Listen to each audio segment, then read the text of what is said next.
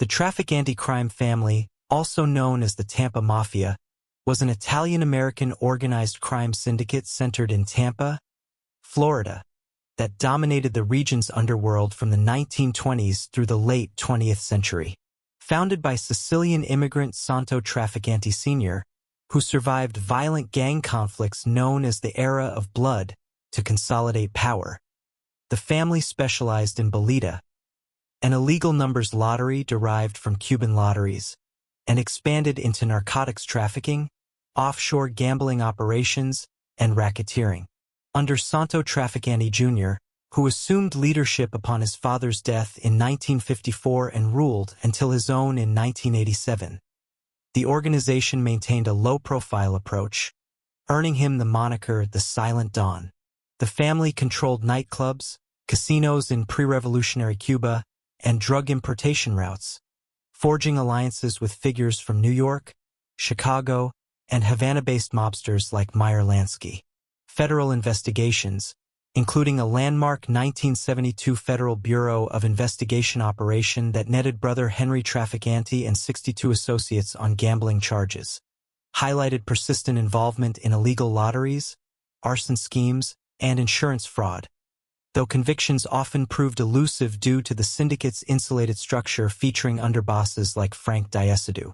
The trafficant's influence waned after Santo Jr.'s era amid intensified law enforcement pressure and internal attrition, transitioning to diminished operations under successors like Vincent Lo Scalzo, with core activities shifting toward narcotics and lingering gambling rackets. Despite speculative associations with Central Intelligence Agency anti-Castro plots and unsubstantiated conspiracy theories, documented records emphasize the family's empirical success in evading full dismantlement through jurisdictional maneuvering and corruption allegations, as chronicled in law enforcement archives rather than sensationalized accounts. Origins and formation. Early Italian underworld in Tampa. Italian immigrants, primarily Sicilians from specific villages such as Santo Stefano and Alessandria della Rocca, began arriving in Tampa's Ybor City neighborhood in significant numbers during the late 19th and early 20th centuries, drawn by employment opportunities in the burgeoning cigar manufacturing industry. These communities established mutual aid societies and engaged in legitimate labor, but economic hardships also fostered involvement in illicit activities, including extortion through the Black Hand Society, which targeted merchants and immigrants with threats and shakedowns as early as the 1900s. By the 1920s, amid Prohibition, many Italian immigrants supplemented low wages from cigar factories by participating in bootlegging operations, smuggling alcohol to meet local demand. Illegal gambling, particularly the boleta numbers game, a Cuban-influenced lottery popular among working-class communities, emerged as a staple racket, generating substantial unreported revenue. These activities laid the groundwork for more structured criminal organizations, with the first formal mafia presence in Tampa attributed to Ignazio Italiano, who served as the initial boss of the local underworld before his death in the late 1920s. Ignacio Antinori, a Sicilian-born immigrant who arrived in the United States around the early 1900s, rose to prominence as Italiano's successor, establishing the first Italian gang in the Tampa Bay area around 1925. Antinori controlled key rackets in narcotics trafficking, developing a heroin pipeline from Marseille, France, through Cuba to Tampa and Midwestern cities, and boleta gambling operations, solidifying his position as Tampa's inaugural major crime boss. His dominance, however, sparked rivalries with emerging figures, contributing to the violent era of blood in the late 1920s and early 1930s, during which at least 25 gangsters from Italian, Cuban, and Anglo factions were assassinated in Tampa streets. The era of blood and power consolidation. The era of blood in Tampa's underworld, spanning roughly from 1928 to the early 1940s, involved brutal gang wars over control of boleta lotteries, bootlegging, and other rackets, resulting in over 25 murders, many executed with sawed-off shotguns. Following the death of the inaugural mafia boss Ignazio Italiano on August 11, 1930, Ignacio Antinori assumed leadership of the Italian faction and directly challenged the entrenched independent operator Charlie Wall, who had long dominated the city's vice operations. Antinori's aggressive expansion sparked retaliatory violence, including multiple failed assassination attempts on Wall and escalating feuds within the Italian community. Santo Trafficante Sr., rising through alliances and ruthless tactics, positioned himself as Antinori's primary rival by the mid-1930s, reportedly securing external support from figures in the Chicago outfit to undermine Antinori's narcotics and gambling enterprises. The era's turning point arrived on October 23, 1940, when Antinori was fatally shot twice in the back of the head with a sawn-off shotgun while at the Palm Garden Inn in Tampa. This assassination, attributed by historical accounts to Trafficante's orders amid the ongoing power struggle, decimated Antinori's faction and further eroded Wall's influence, enabling Trafficante to seize dominance over Tampa's rackets. By 1940, Trafficante had effectively consolidated Italian mafia control, marginalizing non-Italian elements like Wall and establishing a hierarchical structure that endured into the post-war period, though sporadic violence persisted until Wall's final murder in 1955. Santo Trafficante Sr. leadership. Rise amid gang wars. Santo Trafficante Sr., born on May 24, 1886, in Cianciana, Sicily, immigrated to Tampa, Florida, around 1901 at age 15, where he became involved in the local underworld through bootlegging during Prohibition and operating Bolita gambling rackets, including ownership of the Rex Cafe by the late 1920s. By the early 1930s, he had risen to become one of the top figures in Tampa's Mafia, amid intensifying conflicts known as the Era of Blood, 1928 to 1940. A violent turf war primarily between Italian mobster Ignacio Antinori and independent racketeer Charlie Wall over control of Bolita and other rackets. Antinori, who had succeeded Ignazio Italiano as Tampa Mafia boss following Italiano's death in 1930, recruited Trafficante, a skilled bootlegger with Bolita operations, to bolster his organization against Wall's dominance in Ybor City's gambling scene. The decade-long feud, marked by assassinations and retaliatory violence, weakened both factions, with Trafficante positioning himself strategically through alliances and survival tactics during the 1930s bloodshed.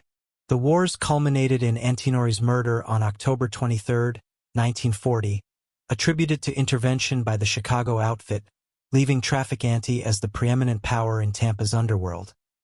He consolidated control over the rackets, effectively sidelining Wall until the latter's assassination in 1955.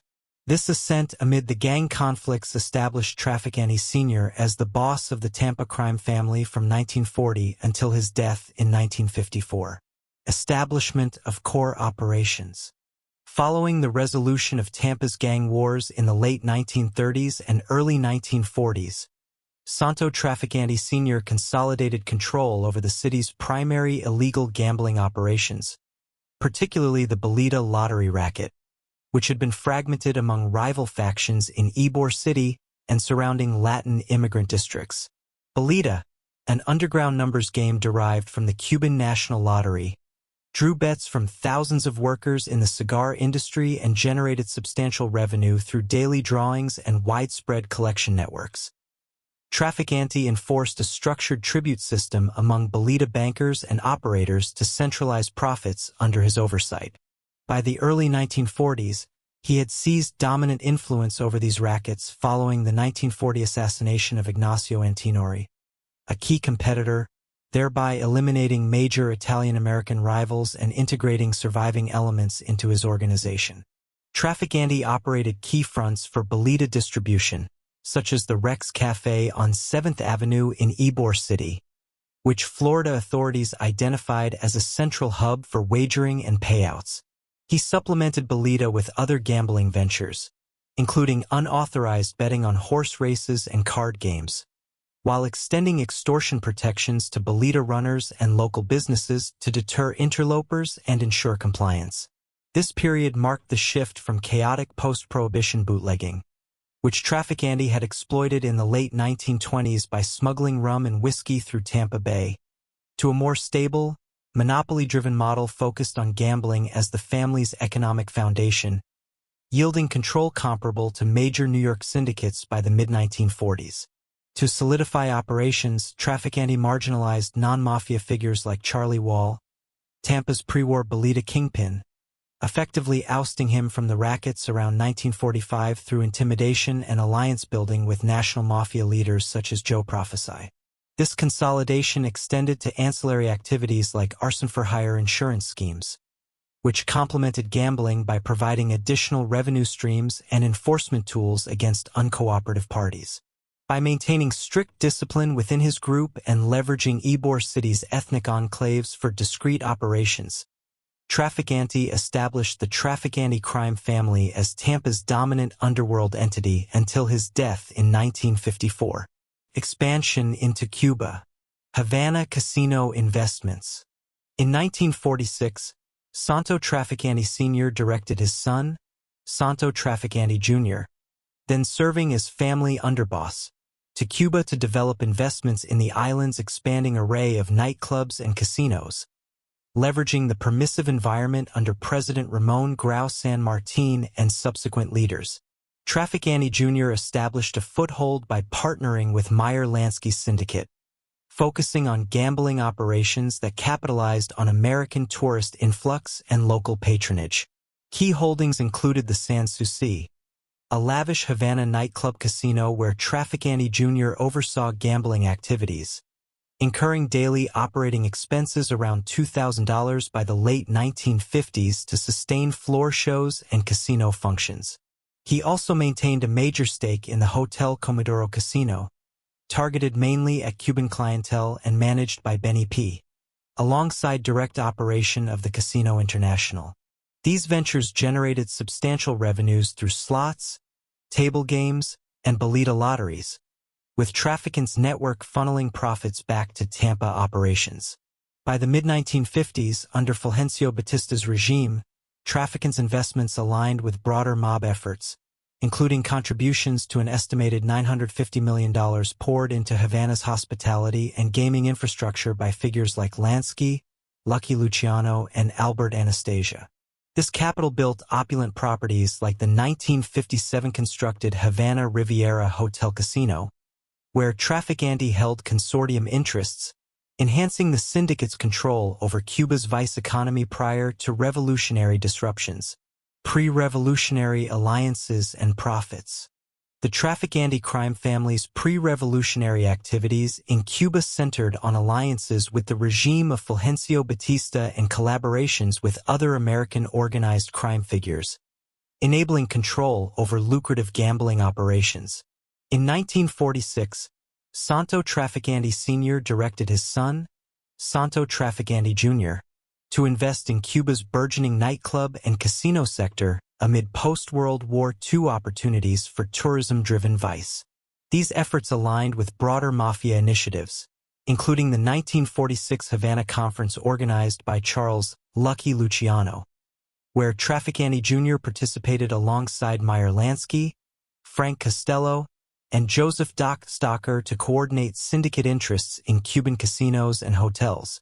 Batista, who seized power in a 1952 coup, granted legal concessions for casino gambling, receiving initial licensing fees of $25,000 per venue plus 20% of gross profits, while mob operators skimmed untaxed revenues through hidden ledgers. Trafficante Jr. directly oversaw the Sans Souci Cabaret, a prominent Havana venue featuring roulette, blackjack, and slot machines, which he acquired and operated openly under Batista's protection from 1952 onward.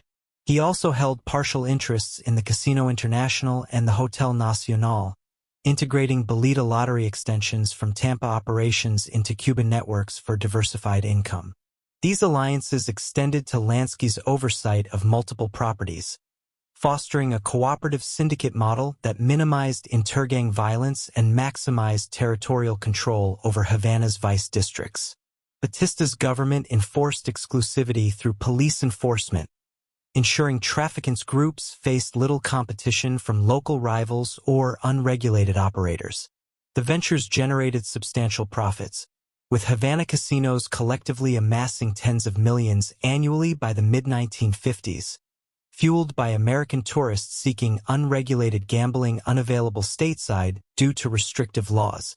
Trafficante Sans Souci alone reportedly yielded high-volume playthrough, bolstered by nightly shows and proximity to United States flights, contributing to the family's wealth accumulation estimated in the multimillions before nationalization.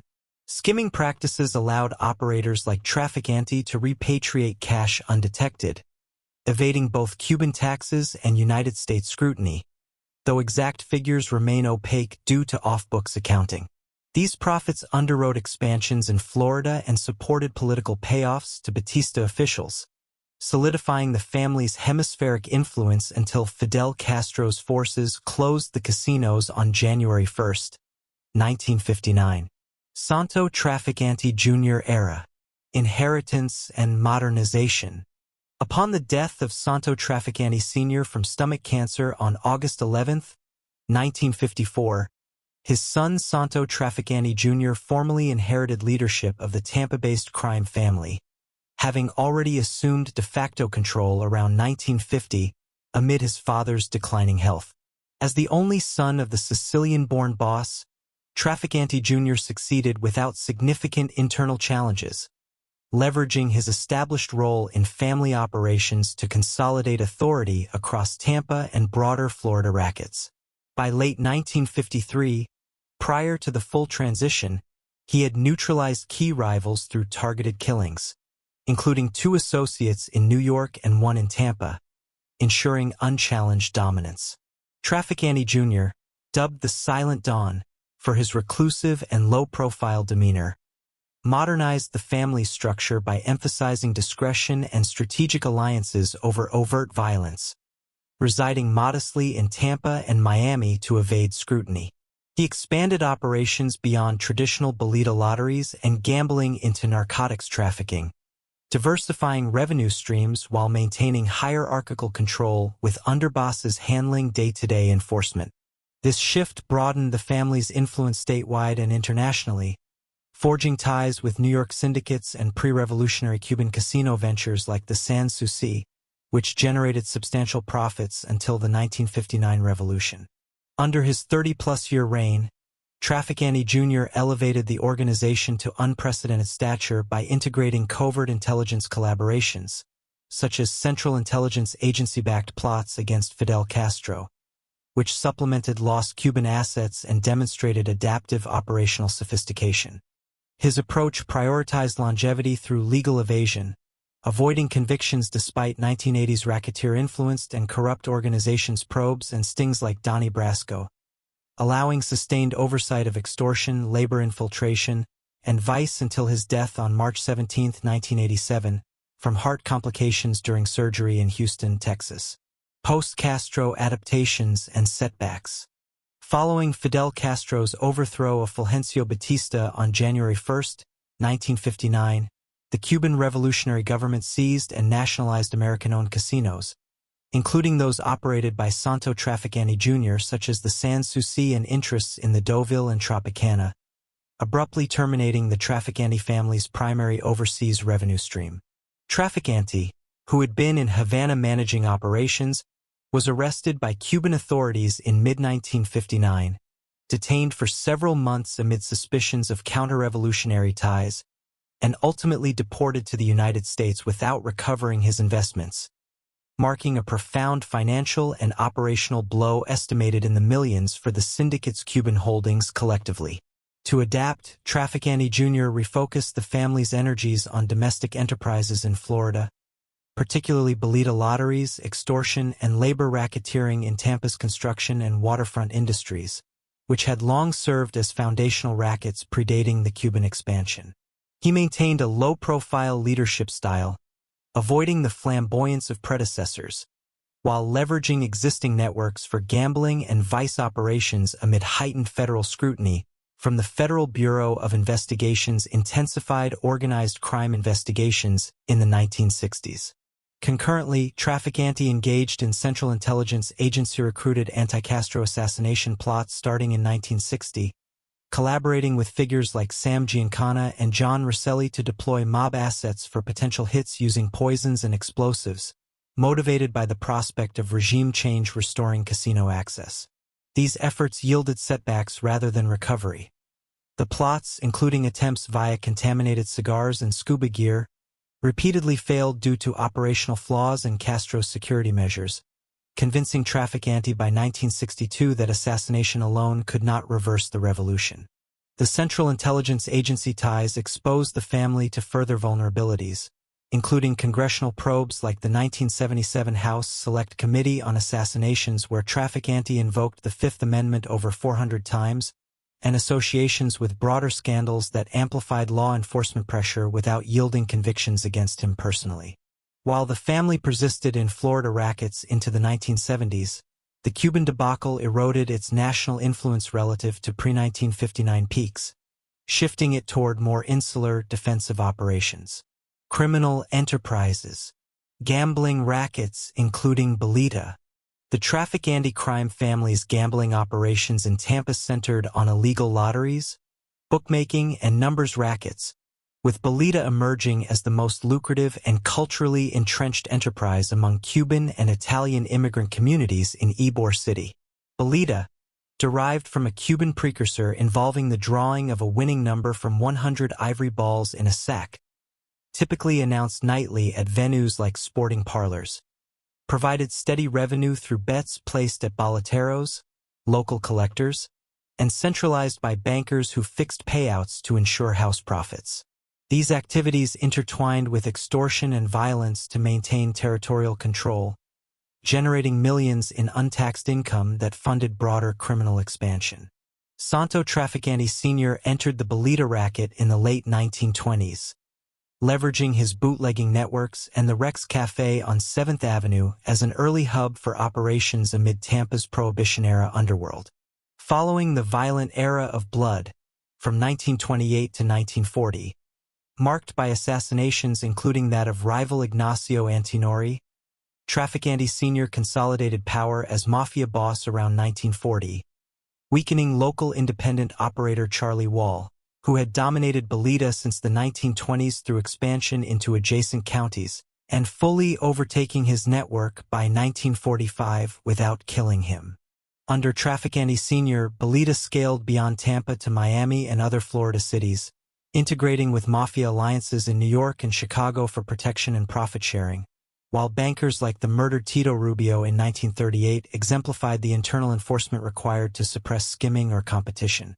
Upon Trafficante Sr.'s death from stomach cancer on August 11, 1954, his son Santo Trafficante Jr. inherited oversight of the rackets. Though Bolita's prominence waned in the 1950s and 1960s due to intensified law enforcement scrutiny, including Kefauver Committee exposures of mafia gambling influence in 1950 and a pivot toward narcotics and Cuba-based casinos, Wall's subsequent murder on April 18, 1955, via beating and throat-cutting in Ybor City, signaled the trafficant's unchallenged grip, ending Tampa's major gang wars and solidifying Bolita as a foundational revenue stream that persisted in diminished form into later decades. Despite federal raids and the legalization of state lotteries eroding its appeal, the operation structure, relying on ethnic loyalty, fixed odds, and violent deterrence, exemplified the family's efficient exploitation of local demand for high-payout gambling inaccessible through legal channels. Narcotics trafficking and extortion. The Trafficante crime family derived significant revenue from narcotics trafficking, particularly heroin, with operations tracing back to its early precursors under Ignacio Antinori, who dominated importation and distribution networks in Florida during the Prohibition era and into the 1930s. Following Antinori's assassination in 1935, Santo Trafficante Sr. consolidated control and expanded smuggling rings, leveraging Tampa's port access for heroin importation from Europe and Cuba. Under Santo Trafficante Jr., who assumed leadership after his father's death in 1954, the family maintained interstate networks, including partnerships with the Lucchese crime family in New York for heroin distribution, while integrating drug profits with Cuban casino ventures prior to the 1959 revolution. United States intelligence documents from the 1960s flagged Trafficante Jr. as involved in heroin dealings tied to international syndicates, such as Luis de los Hombres organization. Post-Castro, the family's narcotics activities adapted to mainland United States routes, focusing on heroin sourced from Southeast Asia and Europe, though federal crackdowns limited scale compared to earlier decades. By the 1980s, remnants faced indictments for related money laundering alongside drug sales. Associates like Raul Gonzalez Jerez facilitated trafficking ties, blending narcotics with extortion to enforce debts and protect shipments in Tampa's underworld. Extortion formed a core enforcement mechanism for the family's rackets, including demands for protection payments from businesses vulnerable to violence. In the early 1980s, federal probes linked Trafficante operatives to systematic extortion in West Florida's trash carting sector, where competitors endured threats, beatings, pistol whippings, and arson against trucks to cede market share. These tactics extended to narcotics enforcement, where non-payment or rivalry prompted physical coercion, as documented in broader racketeering patterns under Trafficante Jr.'s oversight, though direct convictions for extortion remained elusive due to witness intimidation. By the 1990s, as the family's influence waned, Federal Bureau of Investigation Operations dismantled residual extortion drug hybrids, yielding arrests for racketeering tied to heroin distribution. Labor and construction infiltration. The Trafficante crime family exerted influence over labor unions in Florida, particularly targeting the construction industry through racketeering involving benefit funds and kickbacks. Under Santo Trafficante Jr., the family associated with officials of the Laborers International Union of North America, LIUNA, which represented over 75,000 workers including construction laborers, road workers, and garbage collectors. This infiltration enabled control over union-administered pension, life insurance, vision, and dental plans, generating revenue via unlawful kickbacks exceeding $2 million. On June 4, 1981, a federal grand jury in Chicago indicted Trafficante Jr., then 66, alongside 15 others, including LIUNA President Angelo Fosco and Chicago outfit leader Anthony Accardo, on conspiracy charges under the Racketeer-Influenced and Corrupt Organizations (RICO) Act. Prosecutors alleged a pattern of racketeering where union officials awarded contracts to affiliated businesses in exchange for kickbacks funneled to mob figures, with Trafficante charged as an associate rather than a union member. The scheme traced back to at least 1976, when the Federal Bureau of Investigation seized $12,460 in cash linked to these activities. Trafficante surrendered to authorities and posted $125,000 bonds secured by property in North Miami Beach. The racketeering count carried a potential 20-year prison sentence and $25,000 fine. These operations extended the family's broader control over Tampa's construction sector, where mob influence facilitated extortion from contractors, no-show union jobs, and manipulation of project bids to favor associates. Underboss Francesco "Daddy Frank" Diesidu, who died in 1994, reportedly oversaw construction unions as a primary revenue source, leveraging LIUNA ties to skim funds and enforce compliance on building projects. While Trafficante avoided conviction in this case, dying of a heart attack in 1987 amid ongoing probes, the indictments highlighted systemic mafia penetration of Southern labor organizations, disrupting legitimate industry competition. Federal scrutiny intensified in the 1980s, leading to acquittals for some co-defendants but underscoring the economic leverage gained through union corruption. Organizational hierarchy. Bosses and underbosses. The Trafficante crime family's leadership evolved through violent transitions in Tampa's Italian-American underworld, with bosses consolidating control over gambling, extortion, and labor rackets amid rivalries involving figures like Charlie Wall.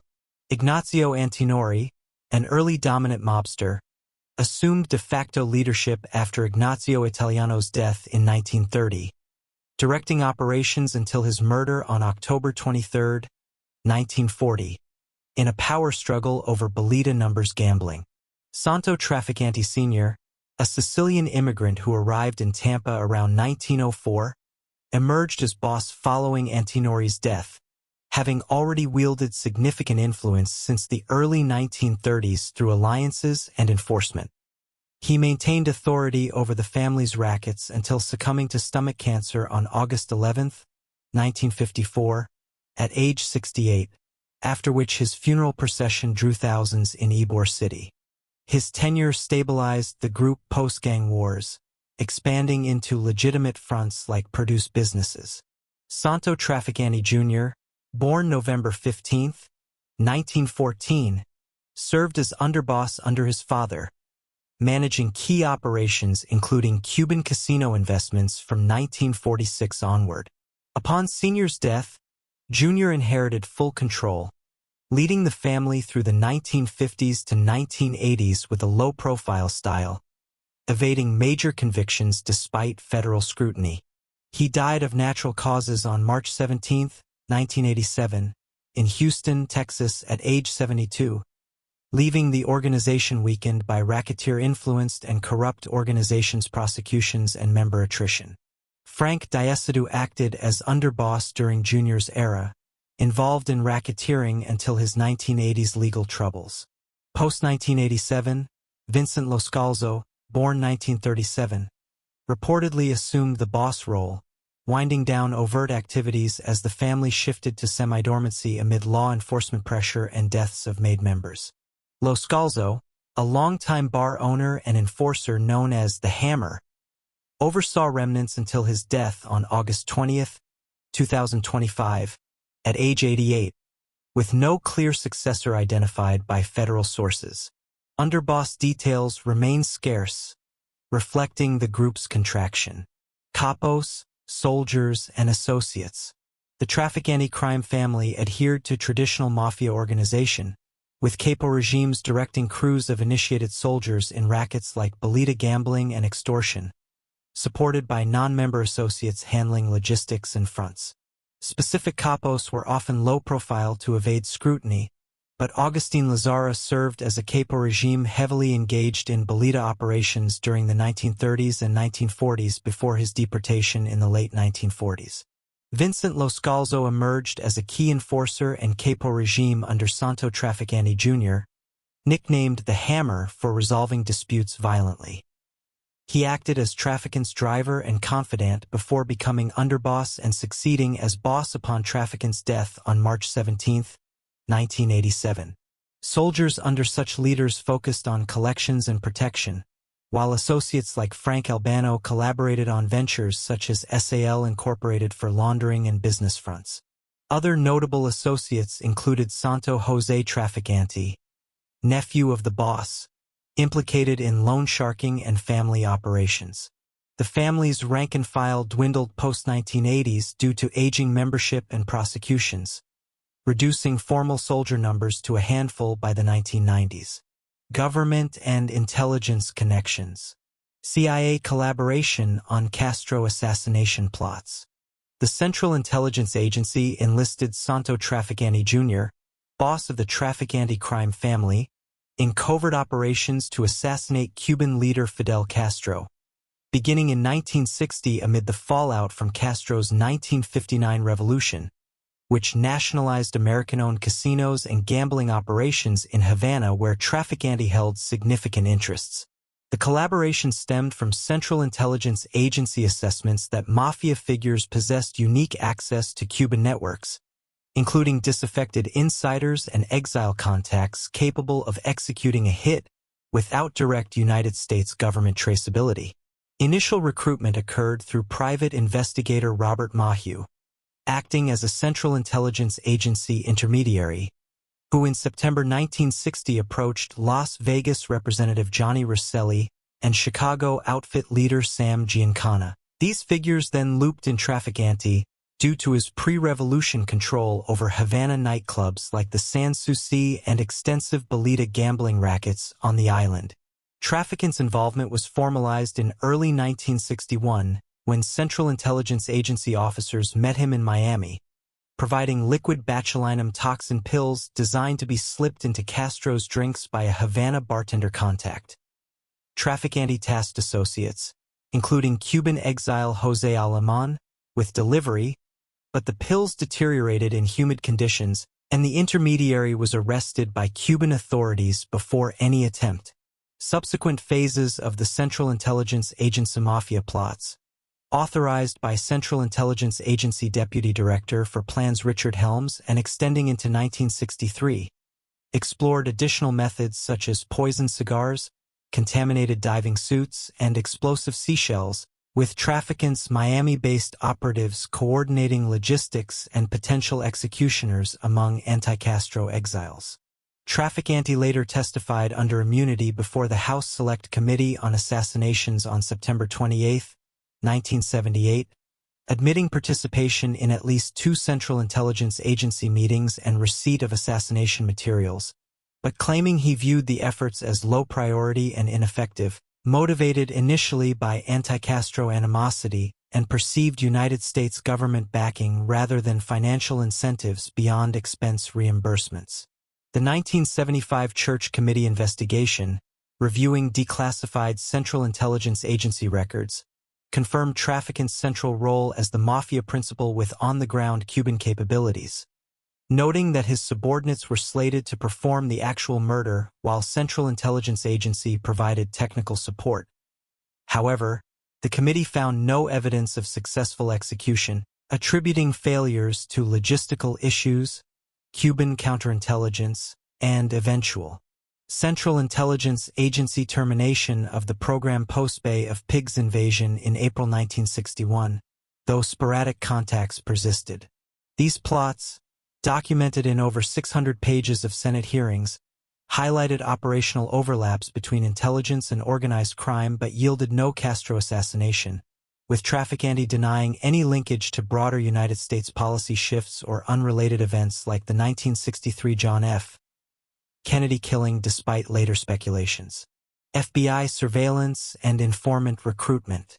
The Federal Bureau of Investigation intensified surveillance of the Trafficante crime family after opening its Tampa field office on June 1, 1960, amid national scrutiny of organized crime following events like the 1957 Appalachian meeting, which Santo Trafficante Jr. attended.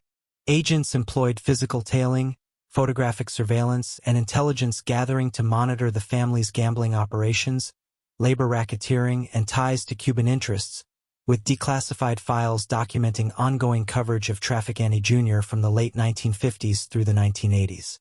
This effort built on earlier informant tips and wiretap authorizations, though the family's low-profile operations in Tampa and Havana complicated penetration. Surveillance yielded concrete results over a decade of tracking, culminating in the 1972 arrest of Henry Trafficante, Santo Jr.'s brother, and 62 associates on federal illegal gambling charges, disrupting Bolita networks central to the family's revenue. Subsequent operations targeted key figures, including underboss Frank Diesidu, convicted alongside associates for lottery schemes, and a 1977 indictment of 23 subjects, including trafficant-linked racketeers, for arson and insurance fraud tied to construction infiltration. Late 1970s undercover initiatives like Operation Coldwater further mapped alliances with out-of-state syndicates, using agents to infiltrate peripheral rackets without direct family defections. Informant recruitment proved challenging due to the trafficant's Sicilian-rooted omerta and selective alliances, yielding fewer top-echelon cooperators than in northeastern families. The Federal Bureau of Investigation relied on peripheral sources, such as Cuban exiles and low-level associates, whose reports informed surveillance. For instance, declassified memos from the 1960s cite paid informants detailing Trafficante Sr.'s racketeering and Jr.'s post-Castro asset recoveries. Cooperating witnesses aided prosecutions, as in the 1972 gambling bust, but no made members flipped publicly, preserving the leadership's insulation until racketeer-influenced and corrupt organizations-era pressures in the 1980s prompted minor charges against Santo Jr. himself, including a 1986 conviction for bribery. Wiretap logs from Miami and Tampa offices captured complaints from Trafficante Jr. about round-the-clock monitoring, underscoring the Federal Bureau of Investigation's electronic and human intelligence fusion. Alleged political intrigues. Theories of JFK assassination involvement. Theories linking the Trafficante crime family to the assassination of President John F. Kennedy on November 22, 1963, primarily focus on boss Santo Trafficante Jr.'s grievances against the Kennedy administration. Trafficante had substantial investments in Cuban casinos and gambling operations, which were seized following Fidel Castro's 1959 revolution, depriving him of significant revenue streams. Additionally, Attorney General Robert F. Kennedy's intensified crackdown on organized crime, including prosecutions targeting mafia figures, provided further motive, as the mob had allegedly aided Kennedy's 1960 election victory through illicit support in key areas like Illinois. These theories gained traction through investigations by the House Select Committee on Assassinations, established in 1976, which examined potential organized crime involvement. The House Select Committee on Assassinations identified Trafficante, alongside Chicago boss Sam Giancana and New Orleans leader Carlos Marcello, as having both motive and means due to their anti-Castro activities and resentment toward the Kennedys. Notably, Trafficante's recruitment by the Central Intelligence Agency for plots to assassinate Castro, beginning in 1960 and involving intermediaries like Johnny Rosselli, created networks of operatives and expertise in covert killings that conspiracy proponents argue could have been repurposed. However, the House Select Committee on Assassinations emphasized that while these elements established opportunity, direct evidence tying the family to the Dallas shooting remained absent. A pivotal claim emerged from Cuban exile José Aleman's 1978 House Select Committee on Assassinations testimony, where he recounted Trafficante confiding in 1962 or 1963 that Kennedy is in very bad trouble, and he's going to be hit, implying foreknowledge of a plot. Trafficante, testifying under immunity on September 28, 1978, vehemently denied any involvement or prior awareness of an assassination scheme, asserting no motive beyond general political frustrations. The House Select Committee on Assassinations assessed Aleman's account as intriguing but unreliable due to inconsistencies in timing and Aleman's own credibility issues, including prior contradictory statements to investigators. Ultimately, the House Select Committee on Assassinations concluded a probable conspiracy in the assassination based partly on acoustic analysis of a Dallas police dictabelt recording suggesting a fourth shot, but it found insufficient proof to implicate organized crime definitively, let alone the Trafficante family specifically. Subsequent analyses, including a 1982 National Academy of Sciences review, discredited the acoustic evidence as non-gunfire artifacts, undermining the conspiracy finding and reinforcing the Warren Commission's lone gunman determination. No prosecutions or concrete links to Trafficante emerged from federal probes, rendering the theory speculative despite persistent interest in Mafia Central Intelligence Agency Cuba intersections. Other conspiracy claims and debunkings. Claims have persisted that the Trafficante crime family's documented collaboration with the Central Intelligence Agency in assassination plots against Fidel Castro extended to broader political conspiracies, including retaliation schemes or covert influence over United States policy. Declassified records from the 1975 Church Committee investigation detail how Central Intelligence Agency officials recruited Santo Trafficante Jr. alongside figures like Sam Giancana and Johnny Rosselli in 1960 to 1961 to execute poison-based and explosive device attempts on Castro, motivated by the Mafia's losses from the Cuban Revolution's casino nationalizations. These operations, codenamed AM/Lash and others, failed due to logistical issues and Castro's security, with no verified successes or escalations into domestic plots independent of anti-Castro aims. Fringe theories, often amplified in popular books, allege these Mafia Central Intelligence Agency ties enabled Trafficante to orchestrate blowback operations, such as undermining United States elections or targeting other leaders, but lack empirical support and contradict the committee's findings of ad hoc, agency-directed efforts rather than systemic control.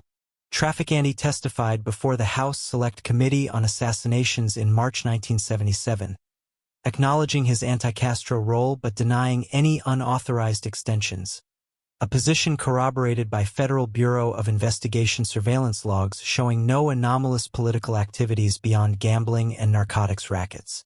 Investigations dismissed expansive interpretations, attributing persistence of such claims to selective sourcing from informants with credibility issues, like double agents in Cuban exile networks. Occasional assertions link Trafficante to non-John F. Kennedy events, such as the 1975 Jimmy Hoffa disappearance, citing mafia jurisdictional disputes, yet Federal Bureau of Investigation probes centered culpability on Detroit and New York families, with Trafficante's Tampa operations geographically and operationally peripheral, yielding no indictments or confessions implicating him. These theories, propagated in speculative literature rather than court-admissible evidence, falter under scrutiny of timelines, Trafficant's health decline post-1970 limited active involvement, and absence of forensic ties as confirmed by ongoing Justice Department reviews. Overall, while Trafficant's Cuba entanglements fueled imaginative narratives, rigorous probes reveal isolated criminal intelligence intersections without verifiable conspiracy breadth. Law enforcement confrontations. Key investigations and prosecutions. In 1976, federal prosecutors secured convictions against Trafficante underboss Frank Diasidu and several associates on charges including racketeer-influenced and corrupt organizations conspiracy, substantive racketeer-influenced and corrupt organizations violations, and interstate travel in aid of racketeering, stemming from their extortionate control over jukebox and vending machine distribution in Florida. Diasidu, identified as a key Trafficante lieutenant since the 1950s, received a prison sentence but successfully appealed aspects of the case, gaining release by 1979. These prosecutions targeted the family's long-standing dominance in bolita, numbers, gambling, and related rackets, which had persisted despite earlier state-level probes like the 1950s Florida Crime Commission investigations. Santo Trafficante Jr. evaded major convictions throughout his tenure, though he faced repeated federal scrutiny. In April 1983, a Federal Bureau of Investigation undercover sting operation, involving agents posing as criminals to run an after-hours club, led to racketeering indictments against Trafficante and 11 others for alleged infiltration of Tampa area businesses, including extortion and gambling. Trafficante posted $50,000 bond and surrendered voluntarily, but the case highlighted interfamily ties with New York syndicates. A subsequent 1983 racketeering indictment tied him to waste-hauling monopolization in West Florida, potentially carrying a 20-year penalty under racketeer-influenced and corrupt organizations if convicted, though outcomes for the boss remained unresolved due to evidentiary challenges. One notable trial failure occurred when a judge declared a mistrial, excluding pivotal prosecution evidence of Trafficant's taped discussions with a government informant, underscoring difficulties in securing admissible proof against insulated leadership. Earlier, Trafficant's 1954 state bribery conviction, resulting in a 5-year sentence for attempting to influence officials on gambling matters, was overturned on appeal by the Florida Supreme Court in 1957. These efforts, bolstered by Federal Bureau of Investigation wiretaps and informant recruitment from the 1960s onward, yielded sporadic associate convictions but limited erosion of the core hierarchy until racketeer-influenced and corrupt organizations' broader application in the 1980s. Impact of RICO and decline. The Racketeer-Influenced and Corrupt Organizations Act, enacted in 1970, enabled federal prosecutors to target the Trafficante crime family as a criminal enterprise, focusing on patterns of racketeering activity such as gambling, extortion, and bribery. In 1983, Operation Coldwater resulted in racketeer-influenced and corrupt organizations indictments against Santo Trafficante Jr. and 11 associates for these offenses, drawing on undercover Federal Bureau of Investigation investigations including contributions from Agent Joseph Pistone. While Trafficante Jr. avoided conviction when charges were dismissed due to evidentiary shortcomings, such as an audio recording capturing him rejecting a $1,000 bribe offer, the majority of co-defendants were found guilty of racketeering, receiving sentences that disrupted mid-level operations. Subsequent racketeer-influenced and corrupt organizations' pressures compounded these setbacks. In 1986, Trafficante faced another indictment for insurance fraud under the statute but was severed from trial for health reasons. The law's emphasis on conspiracy and enterprise liability facilitated longer sentences and informant cooperation, eroding the family's cohesion even without convicting the boss, as lower-tier members faced heightened risks of betrayal and imprisonment. Federal Bureau of Investigation surveillance and wiretaps intensified in the 1980s, yielding evidence of ongoing rackets but also exposing internal vulnerabilities. Trafficante Jr.'s death from natural causes on March 17, 1987, precipitated the family's sharp decline, creating a leadership vacuum amid these prosecutions. Without his acumen for evading federal scrutiny, having never served time in a United States prison despite decades of scrutiny, successors like underboss Frank Diasidu, who died in 1994, and reputed boss Vincent Loscalzo maintained only a nominal structure with minimal active membership. By the 1990s, racketeer-influenced and corrupt organizations' cumulative toll, coupled with generational attrition and competition from non-mafia criminal elements, reduced the Tampa Mafia to fragmented remnants, rendering it largely dormant compared to its mid-20th century peak. Current status and legacy. Post-1987 fragmentation. Santo Trafficante Jr., longtime boss of the Trafficante crime family, died on March 17, 1987, following complications from surgery, leaving a leadership vacuum in the Tampa-based organization. Vincent Salvatore Loscalzo, a protege of Trafficante and son of family enforcer Angelo the Hammer Loscalzo, was selected as the new boss shortly thereafter, reportedly crowned at the Italian club in Ybor City on the eve of Trafficante's funeral. Initial leadership speculation also included underboss Frank Diasidu and associate Frank Albano sharing influence, contributing to early fragmentation. Under Loscalzo's tenure, the family pivoted from traditional rackets like gambling and narcotics toward white-collar schemes, including fraud operations such as a $300,000 oil filter scam in the early 1990s via companies like Transtar and Lubrication Technologies, for which Loscalzo received 3 years probation after pleading no contest in 1997. Loscalzo maintained legitimate business fronts, including bars like Mike's Lounge, sold in 1985 amid drug and stolen goods probes, and Brothers Lounge, as well as car dealerships and liquor stores. However, the organization faced internal attrition, with Diasidu's death in October 1994 further eroding centralized control. Law enforcement intensified scrutiny, exemplified by a 1992 indictment of Loscalzo and 14 associates for banking violations tied to key bank loans exceeding $250,000, though charges were dropped due to improper wiretaps.